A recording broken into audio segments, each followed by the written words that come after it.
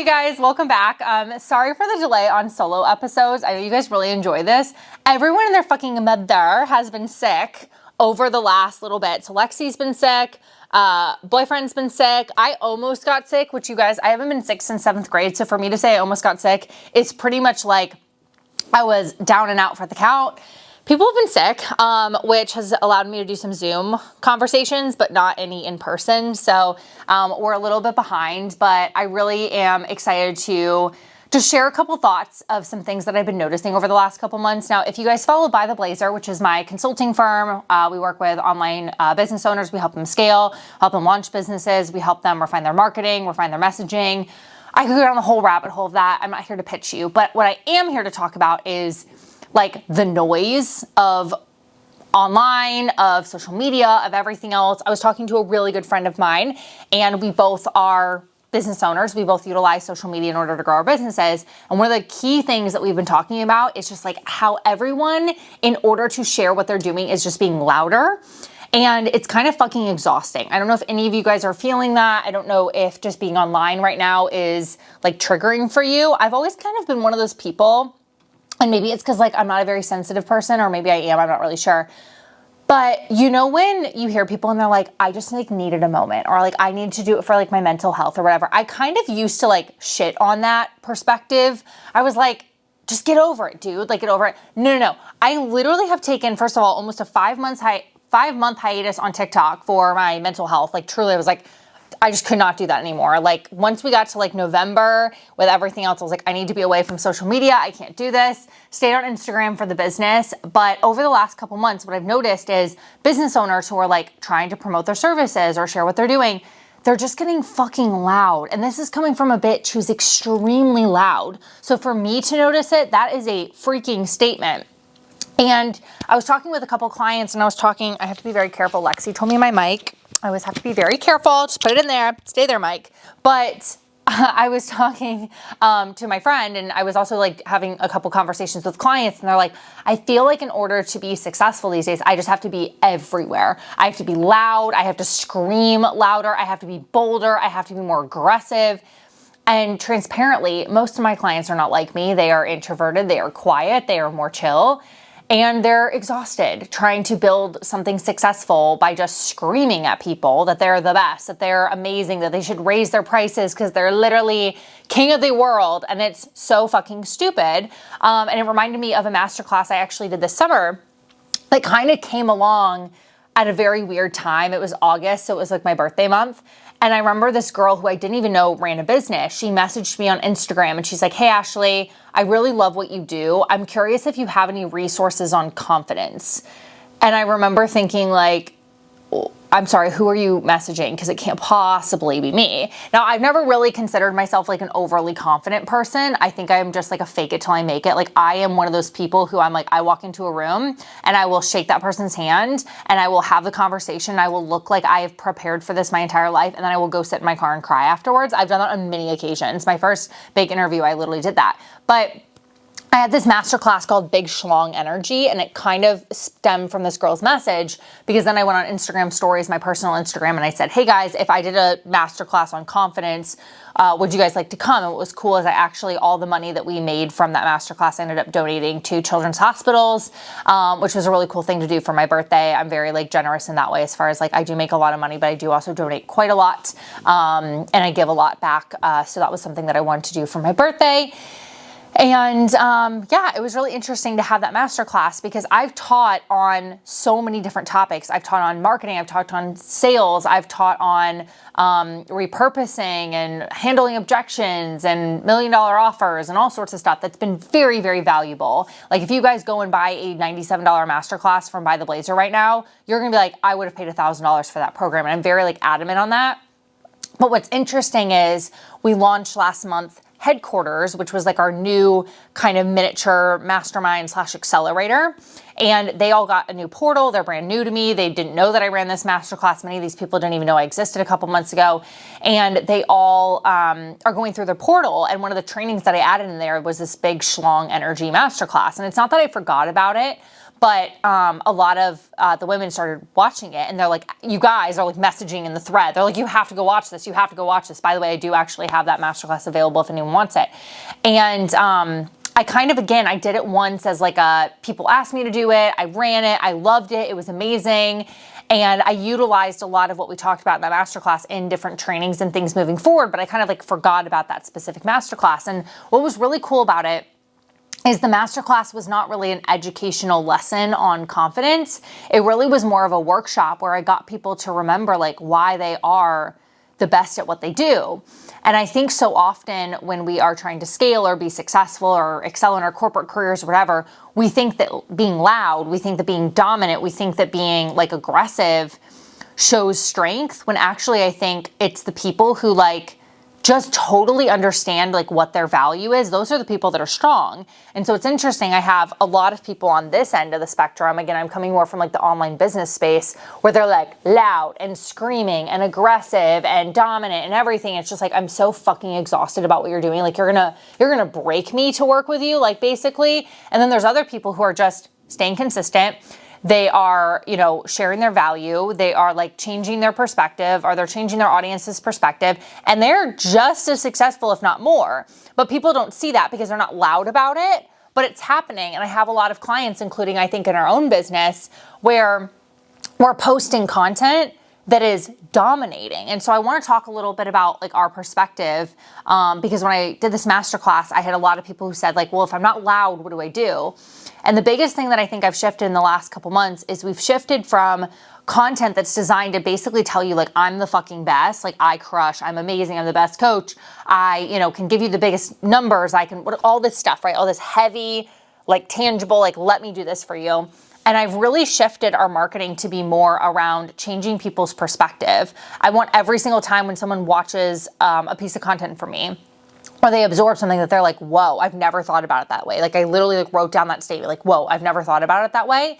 That's like the new thing that we are gauging our success on. Because here's the thing is, if someone can watch a piece of content of us and from us and they can say, whoa, I've never thought about it that way. If like that comes up for them, typically what happens is they start to disconnect from the loudness because they've felt something so activating from what we're doing.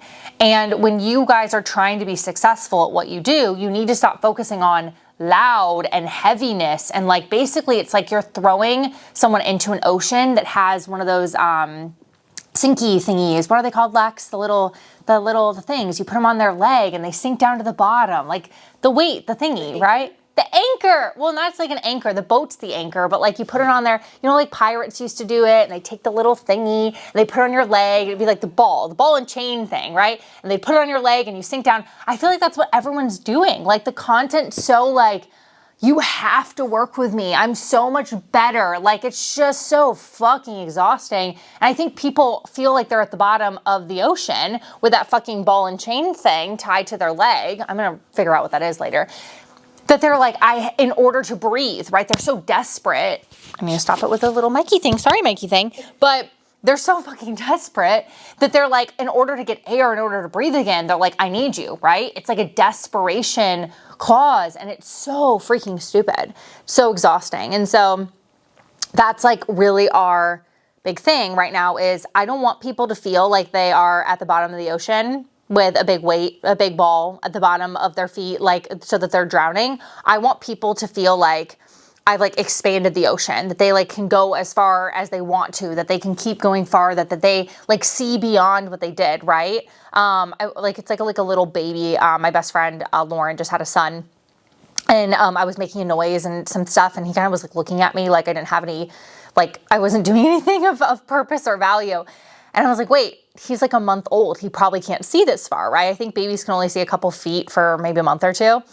It's kind of like that, right? Like where Cody's sight was, you know, a month ago, I want to help my clients now see the entire room. I want them to see possibilities that they didn't think were possible. I want them to expand the way they look at solving problems. I want them to be like, wow, this is really cool. Like I have all the pieces of what I need in order to be successful. And I think that that's what we're doing in our content. And it's been really fun January was a huge month for us. February last year was our worst month in business ever. And it's one of our best months of business ever this month, which is almost insane to think about. February is usually like kind of a slow month for me, kind of a catch-up month. And it's been massive. We've just had an insane month. And I've just been so excited about the fact that when people are coming to me, they're happy. They're like looking forward to working together. They don't feel desperate. They aren't like, oh my God, like I need you, or like, oh yeah, like I know that you're gonna get me results. And they're coming at this place of, I have to like prove to them that I'm worth the hype that I put in my social media. I just don't want that for you guys. I don't want you guys to be in this position, whether even if you're in a, 9 to 5, same thing, where you're so fucking loud and you're so aggressive, or you feel like you have to overdo it in order to compete. I just don't think that that is necessarily what's going to work. And I think that your bosses, your friends, your potential clients, whoever it is, they're going to get burnt out. They're going to start to feel like they're tired of you constantly telling them that they're desperate without you, that they like have to work with you, that they owe you something. I don't think my clients owe me anything. In fact, I've been very adamant with my clients that they don't need me. My job is not to save them. My job is to expand them, to elevate them, to change the way that they operate, to change the way that they think. And a lot of my clients that have had massive success, I didn't really fix anything. Sometimes we refine, and I think there is some fixing in the middle of that refining. But most of my clients that are extremely successful, we just elevated. We expanded the way that they solve problems. And now instead of 10K months and okay, how do I like get my 5-6 clients in every single month? How do I do content? It's like, how do we do volume? How do we change our delivery method to be able to support more people? How do we expand our systems and processes so that if we had 40 people coming in at once, that we could handle that like volume? Like, what does that look like? How are we focusing on retention so that half of our revenue every single month is coming from current clients versus new clients? Like, it's those types of things that I think make us really good at what we do. And I also think that it just like doesn't make people feel like shit all the time. And I'm over it. I'm over people feeling like shit all the time. I'm over people telling you that you're shit all the time. I'm over people rubbing things that aren't even true in your face.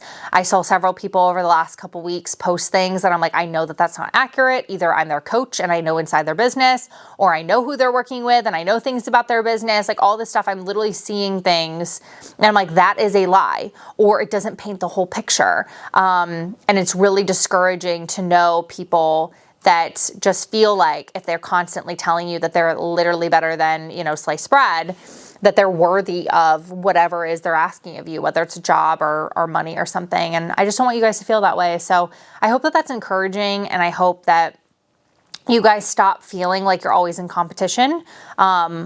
Really, truly, the greatest thing that I did at the beginning of this year when I thought about 2025 and what we wanted to accomplish is I was like, I'm not competing with anyone. I don't really absorb anyone else's content. I don't really care what anyone else's offers are, where they're priced. I had someone the other day say like, oh, well, what's the competitor analysis in my business? Like, where do I need to be priced? And I said, why do you care what anyone else is doing? Like, yes, we do care about competition, by the way. We do like look at those things, but very rarely and very intentionally. It's not really to decide what we're going to do. This isn't like a Walmart Target thing where it's like, okay, well, Walmart's milk is $2.30. So I don't even think that's what milk is. It's milk like $5 now, $5. And so ours is going to be like $4.80, like whatever it is. It's not about that, because it's just, that's not like where our business is. It's really about staying in our own lane and utilizing trends in the market and what competition is doing to pivot. So if they're going left, we're going right. That's really what we're doing. It's not really pricing because our competition's at a certain price or like what the market expects. We're really staying in our own lane, and it's been the best thing. So stay in your own lane. Ignore the noise. Please don't add to the noise. Like, I see you. It's exhausting. I'm fucking over it. I have people every day who are like posting the most insane wins, and then they're in my DMs being like, Ashley, I'm really struggling. Can you help me? And I'm like, this is why. So just stay away from the noise. Clear the air. And also, best tip that I have, including if it's even for me, unfollow anyone who makes you feel like shit. If your content is making people feel like ass, or they're literally at the bottom of that ocean, or they're struggling, or they're failing all the time, or they should have it all together, or whatever, it's just a lie. I run a very successful business. I do a lot of things exceptionally well, but I have very little of it together. I don't honestly know what most of my weeks look like. I pivot frequently. I've changed my mind on stuff. I've altered pricing as I've gone from having pricing on website to not, to this, to, you know, I a year ago had 8 offers. Now I have 3. Like, we've literally changed and pivoted so many times. I don't always know what I'm doing. But the thing that I will stick to is, this is my business. I'm staying in my lane. I'm doing it the way that I want. And the moment that I don't like something, I'm going to change it.